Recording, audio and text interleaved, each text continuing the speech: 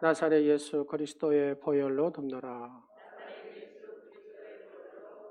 나사렛 예수 그리스도의 보혈로 덮노라. 아멘.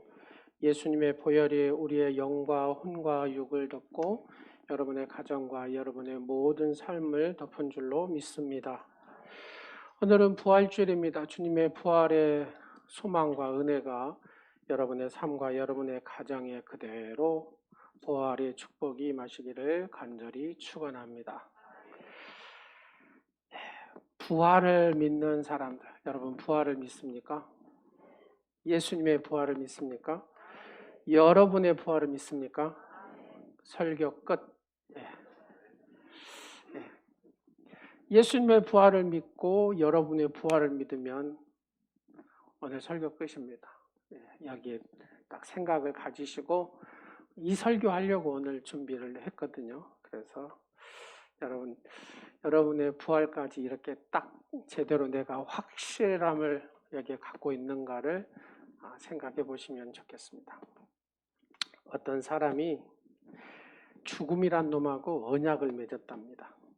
그 언약은 다름 아닌 죽음이 부지불식간에 모르게 찾아와서는 안 된다는 생각에 죽음이 올 때는 반드시 미리 알려달라고 이렇게 언약을 맺었대요. 근데 어느 날 이 사람이 갑자기 쓰러졌어요. 그리고 죽게 됩니다. 죽음한테 이 사람이 달려가서 하는 말이 왜 약속을 지키지 않느냐고. 분명히 미리 말하고 오겠다고 약속했잖아요. 당신은 사전에 나에게 아무 예고도 없이 약속을 안 지켰으니까 이게 약속 위반이다. 근데 죽음이란 놈이 이렇게 얘기를 하는 거예요. 그렇지 않다고. 나는 분명히 당신한테 죽음이 가까우니까 준비해야 된다고 경고했다는 겁니다. 그럼 어떻게 했냐? 옆 사람 머리카락을 한번 보세요. 희끗희끗 머리카락이 보여요? 안 보여요? 이제 경고예요. 이게 죽음에 대한 경고입니다. 이게 경고라는 거예요. 여러분 보이지는 않지만 옆 사람 치아가 이렇게 하나씩 받고 틀일 하시고 하죠. 이게 다 죽음의 경고입니다. 예전에는 잘 보이는데 저도 안경을 자꾸 막 이렇게 하는 이유가 잘 안 보여요. 이게 또 도수를 올릴 때가 됐나 하시고. 눈이 침침해지면 죽음에 대한 경고입니다. 예전에는 거뜬했는데 힘이 쭉쭉 처지기 시작합니다. 힘이 약해지기 시작하면 죽음에 대한 경고라는 겁니다. 이렇게 많은 경고를 당신한테 보냈음에도 불구하고 당신은 그 경고를 받아들이지 않았다는 겁니다. 그렇죠. 사람이 나이가 들면은 육신이 쇠하고 또 죽음이 찾아오게 되죠. 또 나이가 들지 않더라도 여러 상황이 이 죽음에 이르게 되기도 합니다.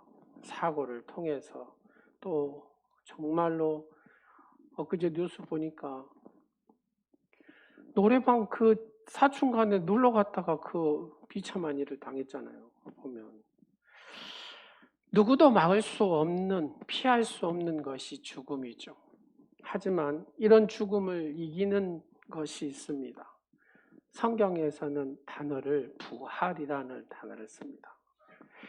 예수님은 부활의 첫 열매, 그렇죠? 부활의 첫 열매. 다시 살아나신 그 첫 열매가 바로 예수님이시잖아요. 우리도 주님을 따라서 부활하여 새하지 않는 새 생명으로 영생하게 될 것을 믿습니다.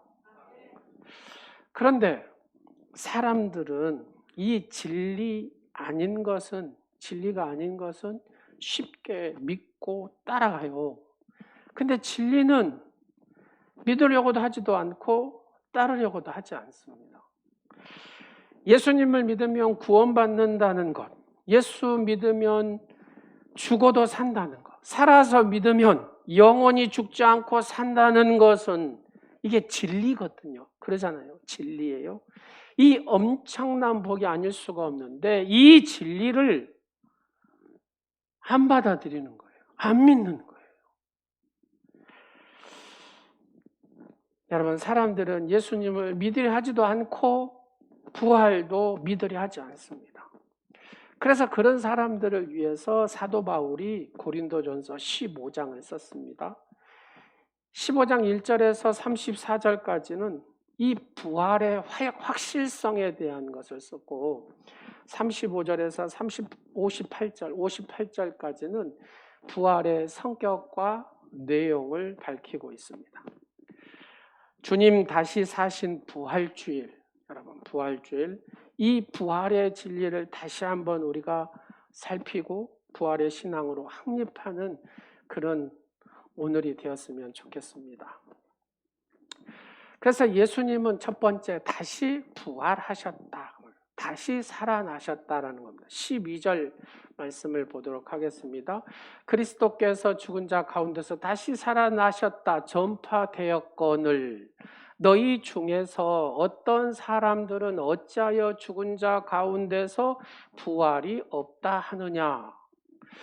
14절 말씀을 보세요. 14절 말씀을 보면 그리스도께서 만일 다시 살아나지 못하셨으면 우리가 전파하는 것도 헛것이요 또 너희 믿음도 헛것이며. 여러분, 예수님을 믿는다는 게 뭐예요? 그렇죠. 예수님을 믿는다는 것은 예수님이 탄생하신 것을 믿고, 그렇죠? 예수님이 십자가에 고난당하심을 믿고 십자가에서 죽으심을 믿고 그분의 부활을 믿고 그분이 승천함을 믿고 그분이 다시 이 세상에 오실 재림하실 그 주님을 믿는 것, 이 모든 것을 믿는 것이 예수님을 믿는 거거든요. 탄생은 믿지만 부활을 믿지 못한다든지, 죽음을 믿지만 부활을 안 믿는다든지, 탄생은 믿지만 재림을 믿지 않는다든지, 그것은 예수님을 믿는 거라고 말할 수가 없다 그 말입니다.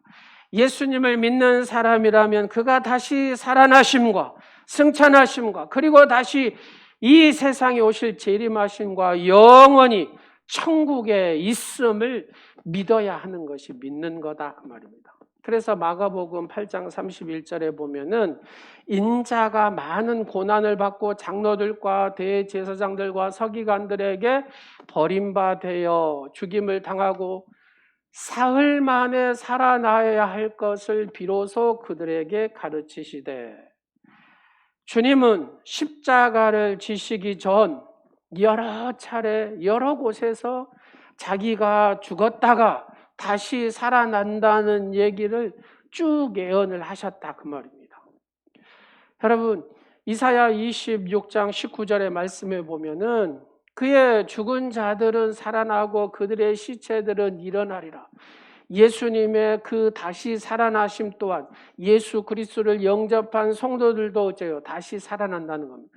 티끌에 누운 자들아, 티끌에 누운 자들아, 너희는 깨어 노래하라. 주의 이슬은 빛난 이슬이니. 여러분, 사람이 죽으면 땅속에 들어가잖아요. 흙이 되지요. 여러분, 화장을 하더라도 가루만 남잖아요. 딱 한 줌 딱 이만큼 나오대요. 다 뿌리죠. 뿌려. 예. 그 우주에 이렇게 뿌려진 이 티끌이 잠자는 영혼, 이 잠자는 영혼이 다시 살아난다는 겁니다. 고린도전서 15장 4절 말씀에 장사 지낸 바 되셨다가 무한대로요, 성경이 말씀하신 대로 사흘 만에 다시 살아나사. 여러분, 5절과 8절의 말씀에도 보십시오. 베드로에게 보이셨고 12 제자에게 또 500의 형제들에게 야고보에게 보이셨고 누구에게도요? 예, 바울에게도 보이셨다라고 말씀합니다. 예수님의 부활은 이미 구약의 예언자들을 통해서 예언되어 있고 또 예수님을 통해서 직접 예수님이 다시 살아나신다는 것을 말씀하신 것을 예수님이 직접 우리에게 보여주셨습니다. 성취하셨다 그 말입니다. 그리고 많은 사람들에게 다시 나타나서 여러분 40일 동안 예수님, 부활하신 예수님을 만나죠.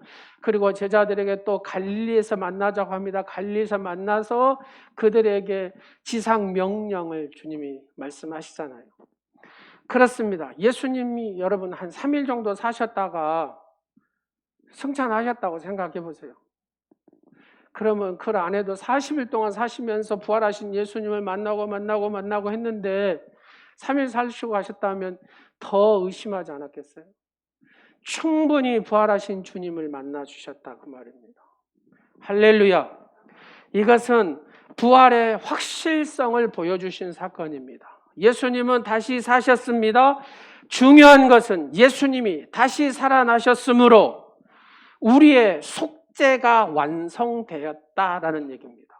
예수님이 부활하시지 않았으면 우리의 속죄 또한 어째요? 완성될 수 없다 그 말입니다. 본문 17절 말씀을 보면은 이런 말씀이 있습니다. 그리스도께서 다시 살아나신 일이 없으면, 예수님의 부활하심이 없으면 뭐또요? 우리의 믿음도 헛되고, 그 다음에 너희가 여전히 어디 가운데요? 죄 가운데 있을 것이다. 바로 이 속죄의 완성을 이루지 못하셨다 그 말입니다.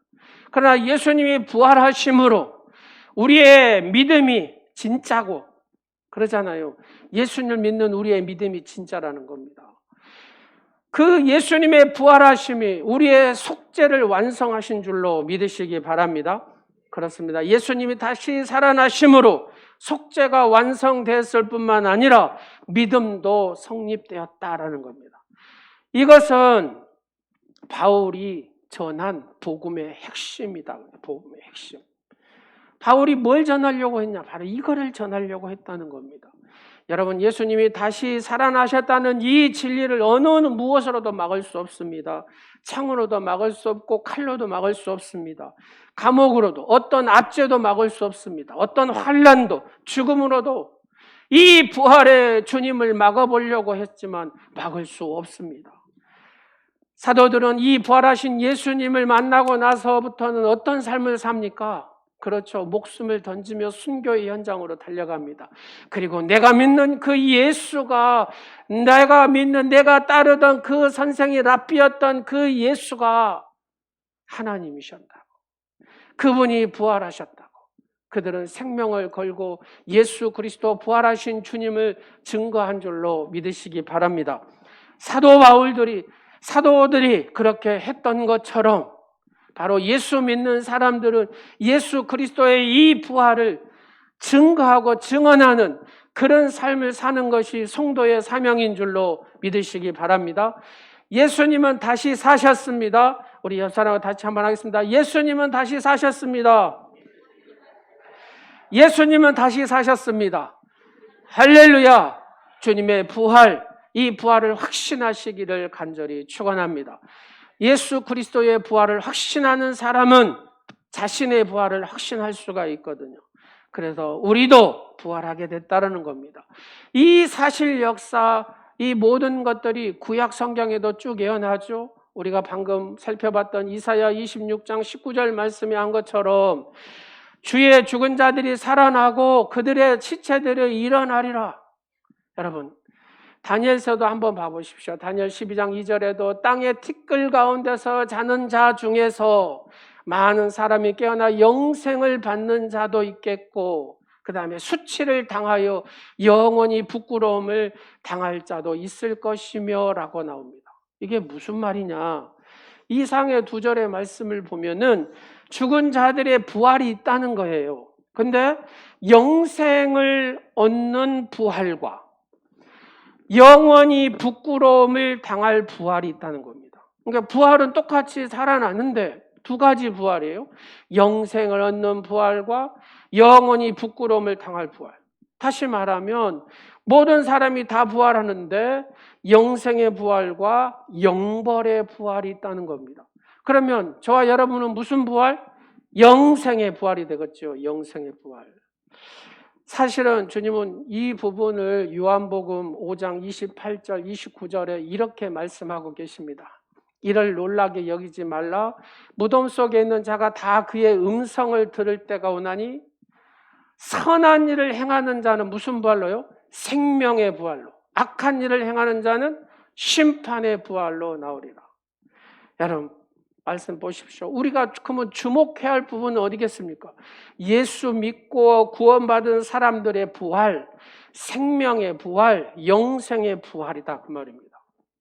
우리들의 부활의 사건은 예수님이 재림하실 때에 일어난 사건, 바로 이 영생 생명의 부활이다 그 말입니다. 그래서 예수님이 부활하셨던 것처럼 우리도 동일하게 우리의 육신과 영이 동일하게 부활하게 되는 줄로 믿으시기 바랍니다. 그래서 산 사람을 뭐라고 표현하냐면 신령한 몸, 신령한 몸이라고 합니다. 주님의 재림할 당시에 죽은 자들이 부활하여 주님을 만나게 되는데 그 산 사람이 뭐냐면 신령한 몸으로 변화된다는 거예요. 그러니까 죽은 사람은 부활하게 되고 살아있는 사람은 신령한 몸으로 변화된다는 겁니다. 믿습니까? 예수 믿는 사람들은 영원한 생명을 얻고 천국에 들어가기 위해서 부활하고, 예수 안 믿는 사람들은 심판받고 영원한 지옥에 들어가기 위해서 부활한다는 거잖아요. 한마디로 같은 부활은 아니다 그 말입니다. 부활은 하긴 한데 같은 부활이 아니라는 겁니다. 여러분 다 천국 갈 수 있죠? 천국에 대한 확신이 있죠? 나는 지금 죽어도 천국 갈 수 있다고 확신하신 분만 아멘. 예. 미국의 찰스 알렌이라는 박사가 미국 성도들을 이렇게 설문조사를 다 했답니다. 설문조사를 해보니까 미국의 성도들이 이렇게 대답을 했어요. 미국의 20% 교인이 예배 참석을 안 한다는 겁니다. 나는 예수를 믿습니다 하는데 20%가 예배 참석을 안 한대요. 25% 교인은 기도를 안 한답니다. 30% 교인은 기도할 줄을 모른답니다. 35% 교인들은 하나님의 말씀, 성경을 읽지 않는데요. 40% 교인들은 헌금을 안 한답니다. 60% 교인들은 신앙서적에 관련 서적을 안 읽는데요. 70% 교인들은 교회 활동을 외면하고 산답니다. 75%의 교인들은 교회에 어떤 책임을 지려고 하지 않는데 85%의 성도들은 한 사람의 불신자도 85%가 한 사람의 불신자도 전도한 사람이 없다는 거예요. 그런데 이런 데이터가 나온 중에 나는 천국 가고 싶습니다 한 사람은 다 100%라는 겁니다. 하나님 말씀하고 전혀 동떨어져 있는 사람. 그러잖아요. 하나님이 네가 내 계명을 지키고 나를 기쁘게 하기 위해서 네가 행할 때 내가 내 기도를 들은다고 얘기하거든요. 우리는 하나님의 말씀을 지켜야 돼요. 지키려고 뭐 다 지킬 수는 없지만 지키려고 애써야 돼요. 어떻게 하면 하나님을 기쁘시게 할까? 내가 최선을 다해야 한다고 말이에요. 그래야 그 기도를 하나님은 들어주신답니다. 예수 그리스도를 내가 믿습니다. 예수 그리스도를 믿음으로 내가 구원을 받습니다. 여러분 예수님을 믿는다는 거, 예, 예수님 믿어요 말로 해서 되는 건 아니잖아요. 그죠? 여러분 그렇게 생각하셔요? 예수님 믿어요 이걸로 된다고 생각하세요? 예수님은 인격적으로 여기서 믿어야 된다고 말입니다. 그리고 믿는 사람이 예수님의 그 선한 예수님을 닮는 삶을 살아가는 것이 믿는 거잖아요. 예수님이 말씀하시는 걸 내가 듣고 사는 것이 제대로 믿는 거잖아요. 내 부모를 사랑한다 하면서 부모 말을 징하게 안 들어. 그러면 그거는 부모를 존중해요 안 존중해요? 존중하는 사람이 아니다. 내가 부모를 사랑하고 부모를 존중한다면 부모 말을 듣는 거거든. 신앙생활도 마찬가지입니다. 예수님을 내가 믿는다면 예수님이 무슨 말씀을 하셨는가 그 말씀에 순종하고 사는 것이 믿음 생활이고 바로 그 사람이 천국 백성이 되는 줄로 믿으시기 바랍니다. 어떤 교회 시골에 부흥 강사로 목사님이 부흥회를 갔습니다. 근데 겨울에 가다 보니까 좀 추워요. 시골에 가면은 할머니 권사님, 막 80대 할머니 권사님들이 이렇게 많죠. 그 권사님이 이렇게, 그 권사님 중에 신실한 권사님이 그래도 그 강사 목사님이 이렇게 대접도 하고 또 이렇게 하셨나, 불도 떼주고. 근데 이 할머니 권사님이 찬 거를 드시면 목사님 이 목이 이렇게 또 집회하는데 또 감기도 걸리실 수도 있다고 항상 따뜻한 물 따뜻하게 하는데 컵에다가 시커먼 거를 데워가지고 가져오셨더랍니다. 그래서 목사님이 생각할 때 시골이다 보니까 이런 산에 뿌리나 뭐 이런 걸 이렇게 과서 가져왔나 보다 하고 한 모금 하는데 많이 먹어본 거는 같은데 조금 맛은 이상하더랍니다. 그게 뭐냐? 코카콜라라고. 코카콜라를 끓여서 차게 드시면 안 된다고 할머니 권사님이 가졌더랍니다. 근데 이 할머니가 성경을 이렇게 보는데 자주 성경을 읽으시는데 근데 목사님 볼 때 이상하게 성경을 읽더라는 겁니다. 다 읽은 것이 아니라 예를 들어서 모세만 읽어요. 다윗만 읽습니다. 그러니까 성경의 유명한 이름인 바로 이 믿음의 사람들만 외우고 읽고 거기만 찾아서 읽더랍니다. 그래서 목사님 이상해가지고 할머니 왜 성경의 성경의 인물들만 이렇게 읽으시냐고 하니까 할머니 권사님이 이렇게 말씀하시더라고요. 아이고 목사님 내가 금방 하나님 앞에 갈 텐데 성경 다 읽어서 못 안답니까? 천국에 가면은 다 모세도 만나고 다윗도 만나고 그런데 만나기는 만나는데 이 사람들 특징은 알아야 될 거 아닙니까? 그래서 내가 특징만 보고 그 사람 읽습니다. 이렇게 얘기하더랍니다. 그래도 이 할머니 권사님은 천국에 대한 확신이 있죠. 그렇잖아요. 내가 지금 천국 가가지고 믿음의 선배들을 다 만나려면 그래도 모르고 만나는 것보다 알고 만나야 되니까 이름은 하나는 알고 가야 된다는 거잖아요. 사랑하는 여러분, 여러분의 이런 확신이 있기를 간절히 축원합니다. 예. 천국은 구원받은 모든 사람이 동시에 가는 거잖아요. 거기서는 날마다 하나님의 잔치가 있습니다. 고린도전서 15장 44절 보면은 부활한 몸을 가리켜서 신령한 몸이라고 그러잖아요. 신령한 몸. 여기서 말하는 신령한 몸은 성령이 내주하는 몸, 거룩한 몸을 얘기합니다. 시간과 공간을 초월한 바로 시간과 공간을 제한을 받지 않는 몸. 요한복음 10장 26절 말씀에 제자들이 모여서 집의 문이 닫혀 있는데 그 몸을 통과해서 와요. 누가요? 예수님이. 바로 이게 부활체 몸이잖아요. 예수님이 부활하셔 오신 몸은 어째요? 시간과 공간을 뚫어서 온소라는 얘기입니다. 바로 우리의 몸도 그와 같이 주님의 몸처럼 그렇게 변화되고 신령한 몸이 되는 줄로 믿으시기 바랍니다. 그래서 신령한 몸은 죄 사함을 받고 성령의 인도함을 따라서 사는 몸, 영생의 부활에 체험한 몸, 천국에 들어가는 몸, 시간과 공간의 제한을 받지 않는 몸, 다시 죽지 않는 몸, 이게 신령한 몸인 줄로 믿으시기 바랍니다. 자, 사람은 늙으면 주름살이 생기고 머리가 휘어집니다. 모든 지체 자체가 노화 현상이 일어납니다.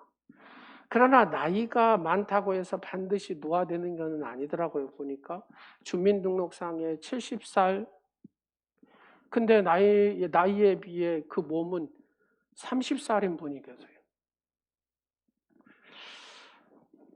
역시 장식 퀴즈라고 여러분 들어보셨어요? 장수 퀴즈라고? 20년 전인가 되는. 여튼 서세원 씨가 하는 거 보면 65세, 70세 할머니가 지금에 보면 한 85세나 90세나 되신 할머니처럼 보여요. 지금은 어째요? 얼마나 여러분들 관리를 하시잖아요. 관리하시는 보니까 이분 70살 할머니인데 이분이 그렇게 안 보여요. 한 40대나 보여요. 몸의 관리에 따라서, 이 생물학적 나이에 따라서 이 어떻게 관리하느냐에 따라서 달라지더라는 겁니다. 저분은 70살인데 몸은 30살이에요. 근데 저분은 30살인데 몸은 70살의 몸을 가지고 사는 사람들이 있습니다. 생물학적 나이는 그 사람의 행동과 습관과 환경 요인에 따라서 결정이 됩니다. 그래서 전문가들은 이 생물학적 나이를 줄이고 젊어지는 방법을 얘기를 하더라고요. 보니까 여러분 비타민 C, E, D 이런 칼슘 이런 걸 꾸준히 복용한 사람은 6년에서 8년은 젊어진대요. 담배 피우는 사람은 여하튼 8년 더 늙는다고 생각하시면 돼요. 담배를 안 피우는 사람들 우리는 벌써죠. 플러스 8년은 젊어지는 겁니다.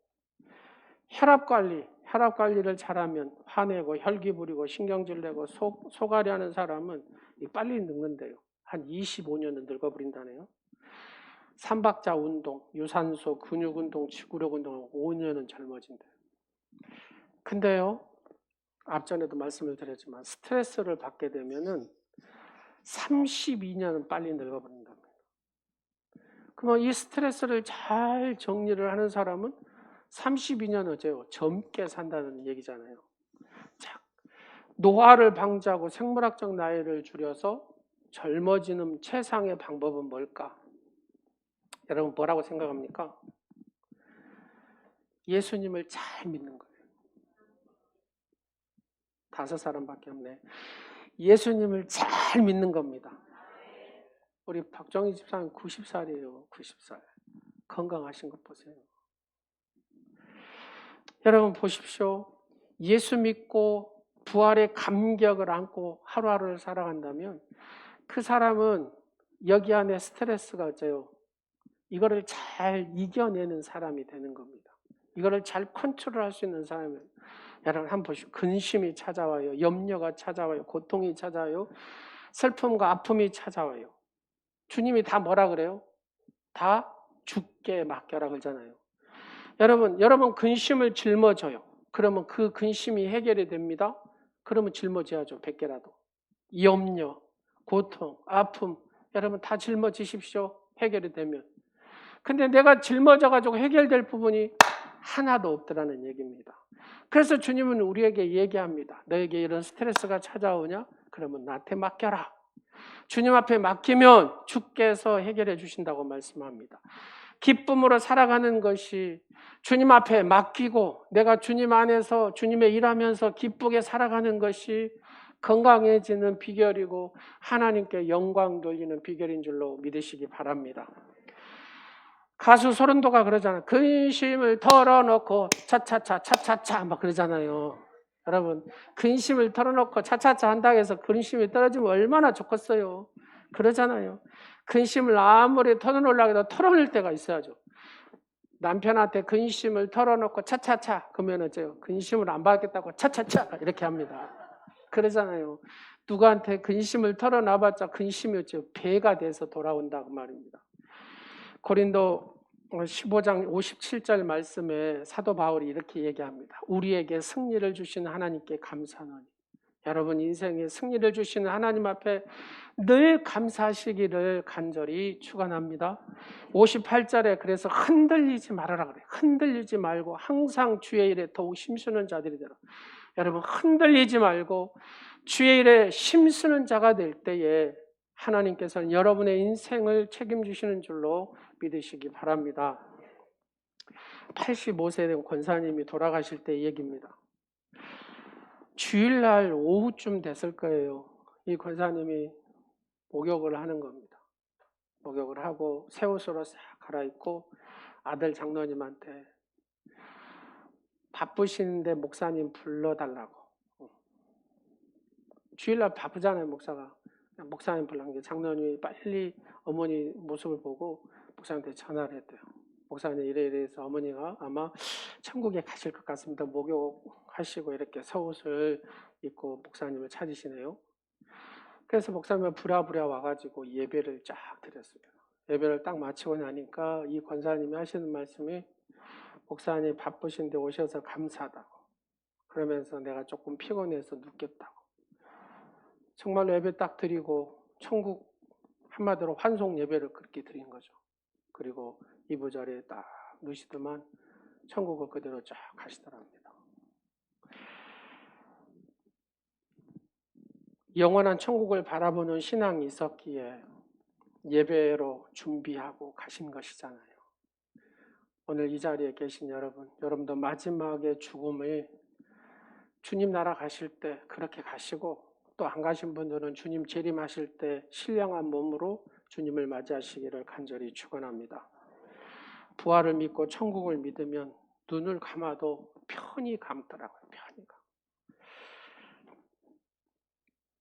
부활신앙의 주인공, 제가 이 말씀을 준비하면서 이런 분이 계셨구나. 이걸 어떻게 해석해야 되지? 왜요? 제가 목회를 하면서 이런 죽음에 대해서 정말로 힘들었던 적이 있거든요. 윌리엄 보든이라는 선교사님 얘기입니다. 이분은 이제 그 윌리엄 집안의 셋째 아들로 태어났는데 백만장자. 이게 자기가 상속받은 돈이 한 백만장자니까 그 집안이 얼마나 돈이 많은지 알겠죠. 이 보든은 6살에 굉장히 조숙한 것 같아요.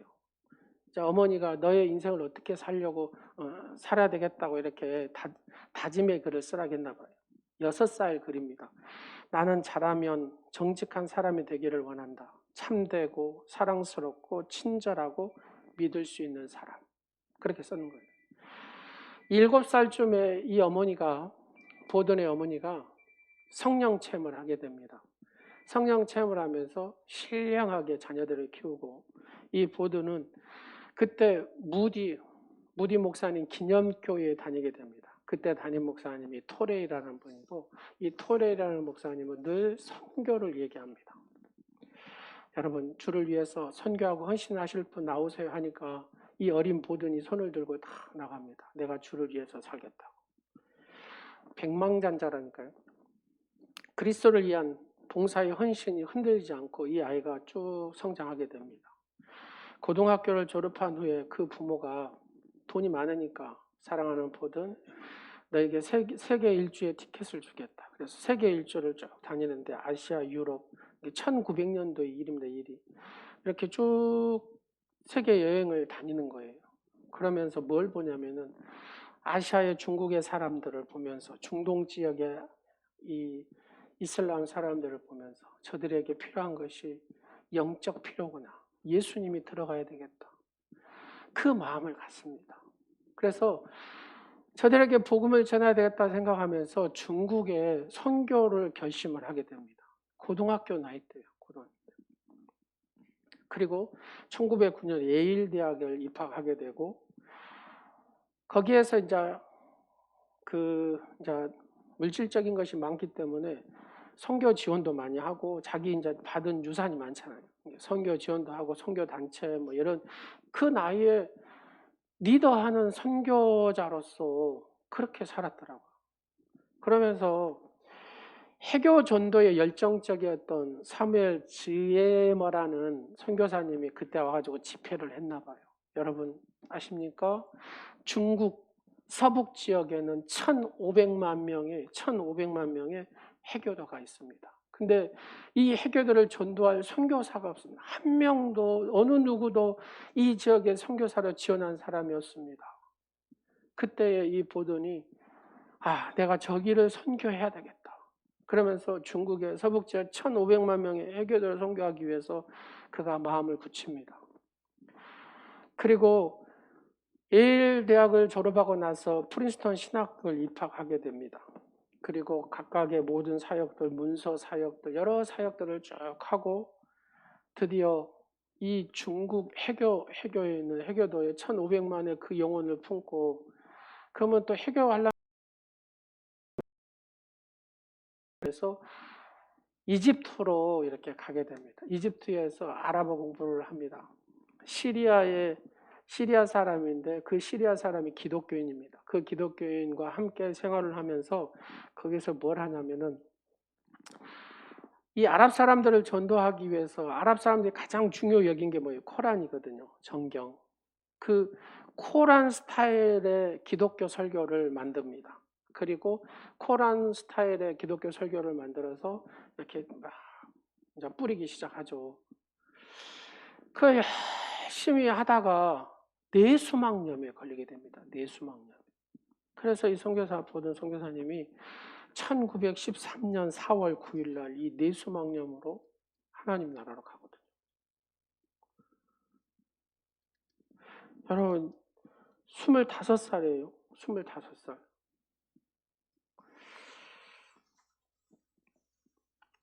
그의 많은 재산들을 국내 해외 선교단체에 선교를 많이 하는데 그가 죽고 난 다음에 그가 늘 배웠던 베개 속에 글이 하나 적혀져 있더랍니다. 그 글이 뭐라고 적혀졌냐면 보든 아끼지 말라. 후퇴하지 말라. 후회하지 말라. 이렇게 적어놔. 네가 하나님 일하는데 아끼지 말아라. 하나님 일하는데 후퇴하지 말아라. 하나님 일하는데 후회하지 말아라. 보든의 인생을 보면 어렸을 때부터 여러분이나 쭉 말씀을 드렸듯이 그의 인생은 성령의 사람이었음을 우리가 알 수가 있습니다. 이 보든 게 또 백만장자의 집안이니까 그런 미국에서 얼마나 막 이런 뉴스들이 나왔겠어요. 이 보든 선교사의 죽음에 대해서 이해할 수가 없는 거예요. 하나님 그 아랍 선교한다고 그렇게 했으면 하나님 살려주셔야지. 왜 25살에 데려가십니까? 이거잖아요. 왜 하나님 정말로 이제 신실하게 진짜 제대로 하려고 모든 게 다 준비됐는데 그 영혼을 그렇게 빨리 데려가십니까? 보든 선교사님이 에집트 그 카이로시에 있는 미국인 그 선교사들 묘지가 있답니다. 거기에 묘비를 이렇게 적혀져 있대요. 그리스도에 대한 믿음이 아니고는 이런 삶을 설명할 길이 없다. 사랑하는 여러분, 우리가 이게 죽음에 대한 의문이 들잖아요. 그죠? 그리스도인에 대한 믿음이 아니고는 이 삶을 설명할 길이 없어요.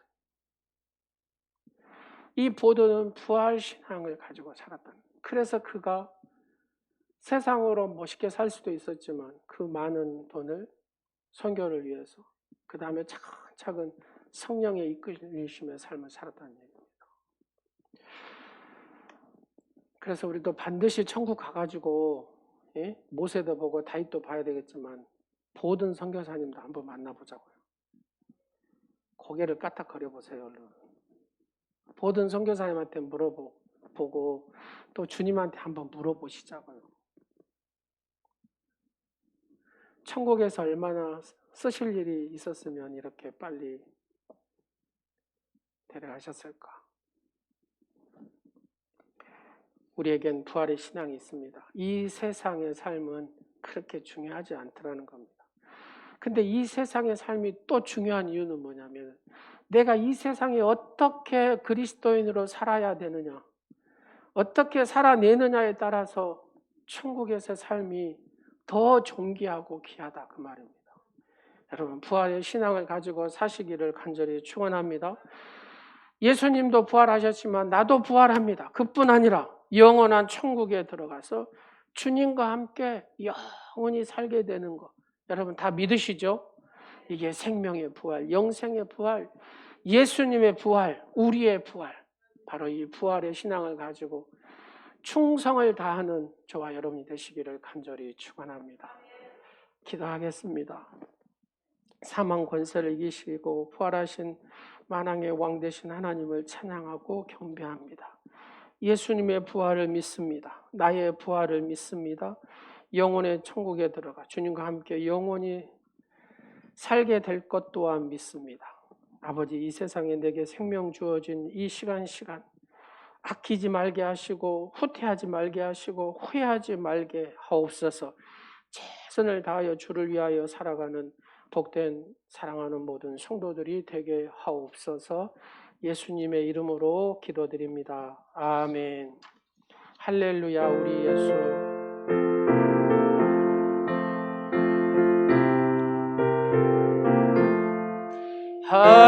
할렐루야. 우리 예수 부활 승천하셨네. 세상 사람 찬양한 전사와 답하노라. 구주 예수 부활하사 사망 권세 이겼네. 구주 예수 부활하사 사망 권세 이겼네. 할렐루야. 우리 예수 왕의 왕이 되시고 우리들의 중보 되신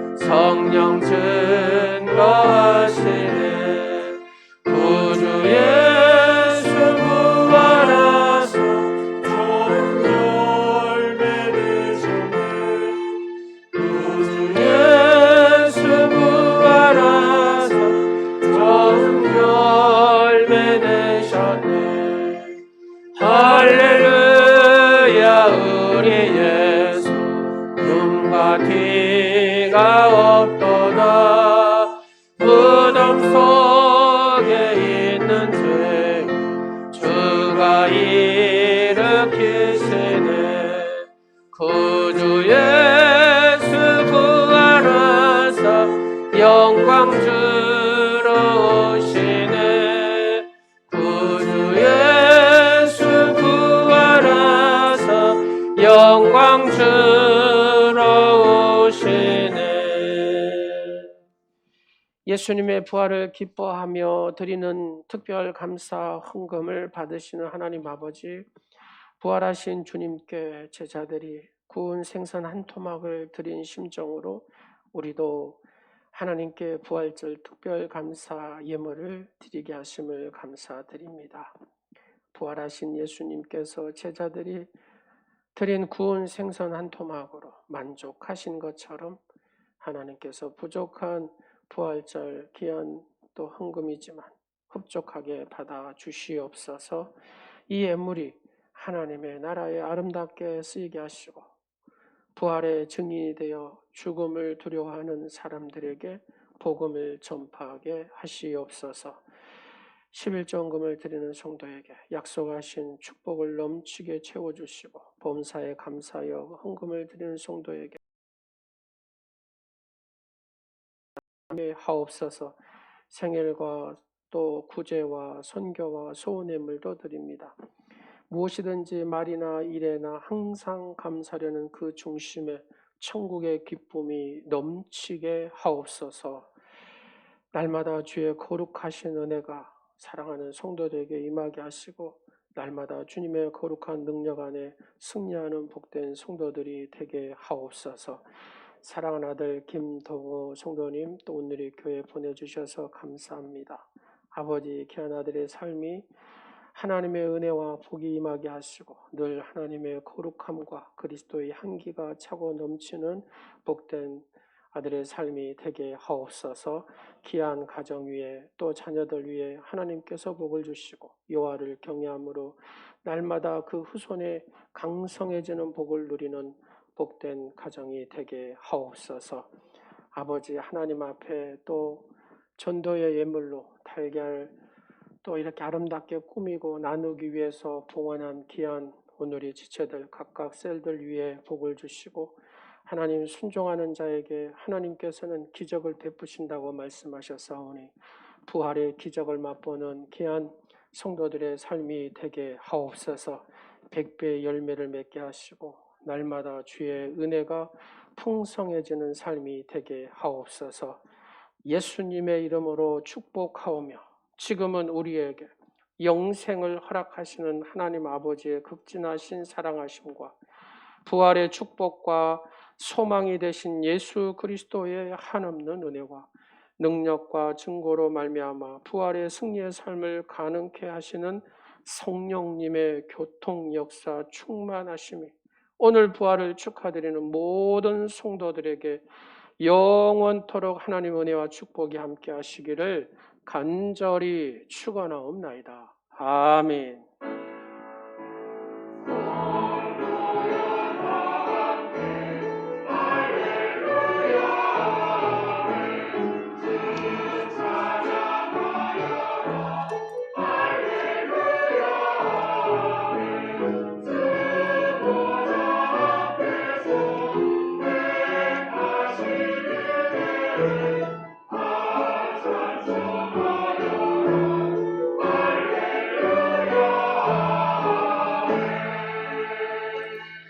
하나님께 영광의 박수 드리겠습니다. 예.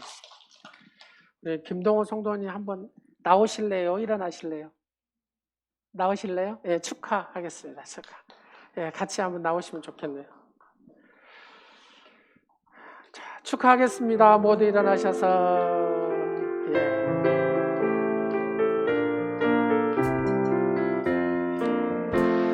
주의 사랑으로 사랑합니다. 주의 사랑으로 사랑합니다.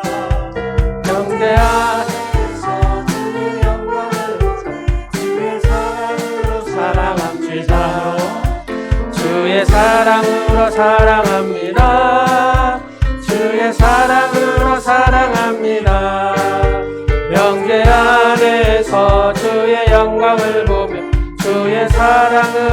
사랑합니다. 환영하고 축복합니다. 예, 감사합니다. 2020년 우리가 태신자 품는 기간에 이제 예배 회복이 어느 정도 되면 5월 한 첫째 주에나 이렇게 하면 좋을 것 같습니다. 부활주일 예수님의 부활의 기쁨과 소망의 은혜가 우리 온누리 교회 성도님의 삶 속에 충만히 임하시기를 간절히 축원합니다. 오늘 부활절 이렇게 달걀을 보니까 우리가 또 코로나 때문에 2년 동안은 안 했어요. 근데 수준이 한층 업그레이드 되신 것 같아요.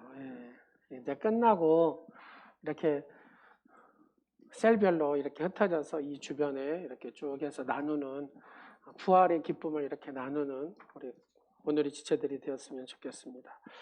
항전직 모임 다음 주에 빠짐없이 꼭 참석하시고 또 중요한 또 교회 아주 중대한 결정들을 해야 되니까 참석하시고 여기서 통과하면 공동회의 바로 하도록 하겠습니다.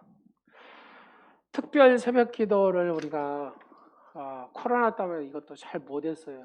올해는 제가 끝까지 한번 해봐야 되겠다 싶어서 이렇게 했는데 여러분 억울한 사람이 없어야 되겠잖아요. 그래서 내가 진짜 이번에 21일 승리하려고 했는데 어미 코로나가 와버렸네요. 그래가지고 참석을 제대로 못해가지고 승리를 못하신 분. 그래서 제가 날짜별로 21일 승리하신 분, 20일 승리하신 분, 19일 승리하신 분, 18일 승리하신 분 이렇게 해놨어요. 각창호 집사님 빠져버렸어. 15일 했는데 집사님 이번 주 한 주간 딱 승리하면 토요일 날 선물이 갑니다. 그러니까 오늘은 세 사람만 김혜수 권사님, 김혜웅 장로님, 임현정 집사님 세 분.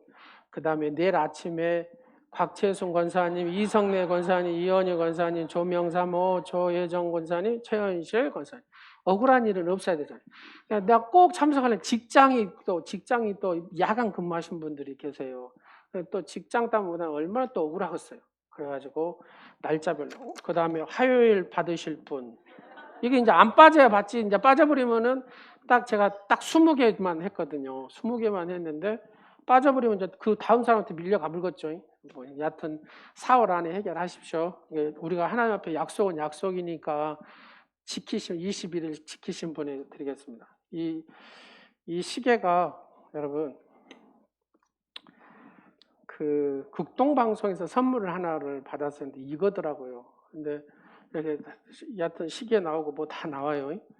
그리고 이제 중요한 건 이제 교회 로고로 이렇게 레이저로 이렇게 박았습니다. 그래가지고 깨들었어요. 김혜숙 권사님.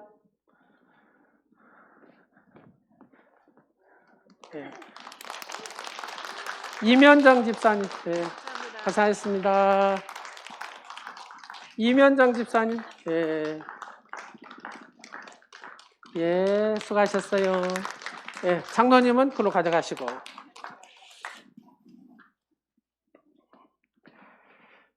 내일 기도하십시오. 6개 올려놓을게요. 내일 오셔서 가져가시면 돼요. 그 순서대로 가져가시면 됩니다. 나는 21일 딱 채웠구나. 그러면 딱 있으면 가져가시면 돼요. 아셨죠? 새벽에 가져가셔야 돼요. 새벽에. 안 가져가시면 누가 가져가 봅니다. 다른 주보를 한번 보시겠습니다. 복음학교 7기가 끝나고 8기를 모집했는데 11분이 하시기로 했대요. 그래서 바로 오늘 예배 끝나고 8기 모임을 하고 이제 시작이 들어갑니다. 11분이 끝까지 잘 승리하시기 바랍니다. 부활절 강단 장식. 여러분 주차장 교회 오실 때 주차장 뭐 보셨어요? 멋있죠? 랜드마크가 될 것 같아요. 자기가 뒤로 나무 타고 이렇게 올라가기도 하고 성탄 추리도 되고 뒤로는 이제 부활 이렇게 뭣도 만들고 하면 좋을 것 같습니다. 우리 김교천 안수 집사님이 기도를 하시면서 영감을 받아가지고 저렇게 하나님 앞에 드렸답니다. 박수 한번 칠까요? 자, 이거는 조형물이고 이제 앞으로 또 식물들이 타고 올라간답니다. 식물들이 이게 하루 뭐 10cm씩 커보는 식물이 있나 봐요. 여러분 매일 새벽에 오시면 10cm씩 끄는 식물도 보실 수 있을 거예요. 4개가 심어진답니다. 다른 것은 주보를 참조해 주시고 또 우리 한우들을 위해서 또 아파하고 오늘 또 코로나 또 몇 분 가정이 또 걸리셔서 못 오신 분이 마음이 아파하네요. 여러분 기도해 주시기 바라고. 그동안 막 직장 관계 협박과 공갈 때문에 못 나오시고 여하튼 그런데 이렇게 보니까 우리 영한 집사님 반가워요. 예. 우리 집사님 예, 아무래도 직급이 높다 보니까 예, 또 마음은 원이로도 이게 잘 안 됐어요. 하여튼 반갑습니다. 또 이렇게 예, 찬양도 이렇게 꽉 차서 또 좋고 예, 우리 다 같이 축복하겠습니다.